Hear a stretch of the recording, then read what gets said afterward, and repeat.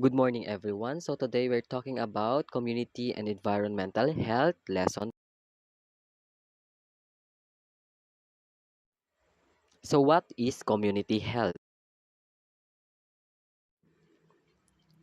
Community health refers to the overall health and well-being of a group of people living in a specific geographic area or sharing common characteristics. It encompasses factors such as access to healthcare services, social determinants of health, lifestyle choices, community resources, and the physical and social environment. Community health initiatives aim to promote and protect the health of individuals within a community through education, prevention, and intervention programs. Healthcare services. Community health initiatives aim to promote and protect the health of individuals within a community through education, prevention, and intervention programs. Health promotion and disease prevention. Community health initiatives focus on promoting healthy behaviors, preventing diseases, and addressing public health challenges.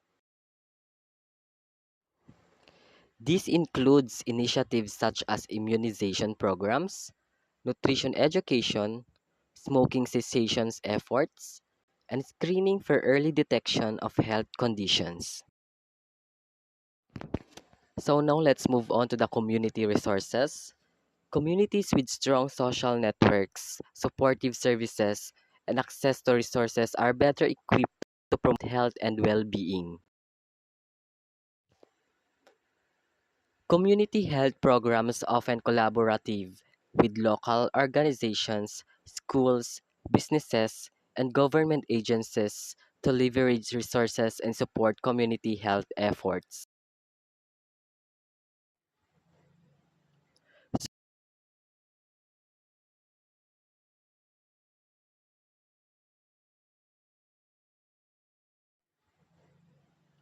So now let's move on what is environmental health. Environmental health focuses on the study of how environmental factors affect human health and well-being. Environmental health is a branch of public health that investigates how various environmental factors impact human health and overall well-being. It examines the impact of air, water, soil, and food quality as well as exposure to hazardous substances and pollutants on health outcomes. This field examines the effects of environmental elements such as air and water quality, pollution, toxic substances, climate change, and occupational hazards on individuals and communities. Environmental health is essential for preventing diseases, promoting sustainable living practices, and protecting the natural environment for future generations.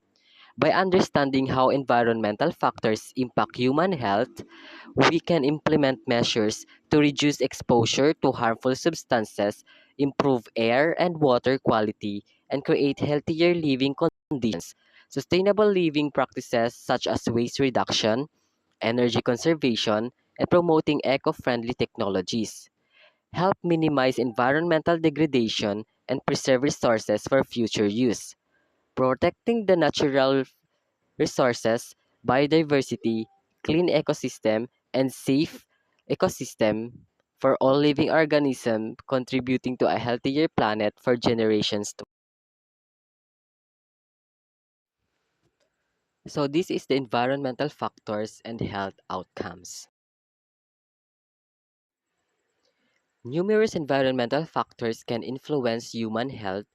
First is the air pollution, second, water contamination, third, climate change, and fourth, natural disaster.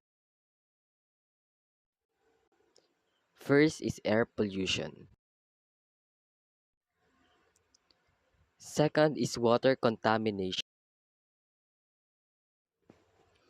Third is climate change. And lastly, natural disaster.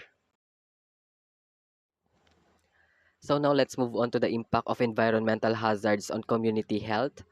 Environmental hazards pose significant risks to the health of communities, especially vulnerable populations such as children, the elderly, and the individual with pre-existing health conditions. Exposure to environmental pollutants can lead to a range of health problems, including asthma, lead poisoning, waterborne illnesses, and adverse birth outcomes. Now, this is the strategies for addressing environmental health issues. Promoting sustainable practices, advocating for clean energy sources, and raising awareness about environmental issues can also contribute to improving environmental health outcomes. Now let's move on to the role of environmental health professionals and community involvement. Environmental health professionals, including environmental scientists, public health experts, and policymakers, play a key role in assessing environmental risk, conducting research on health impacts, and developing policies to protect human health and the environment. We can play a bigger role by involving the community in environmental health efforts. It fosters a sense of ownership and collective responsibility for environmental stewardship. So that's all for today, everyone. Thank you for listening.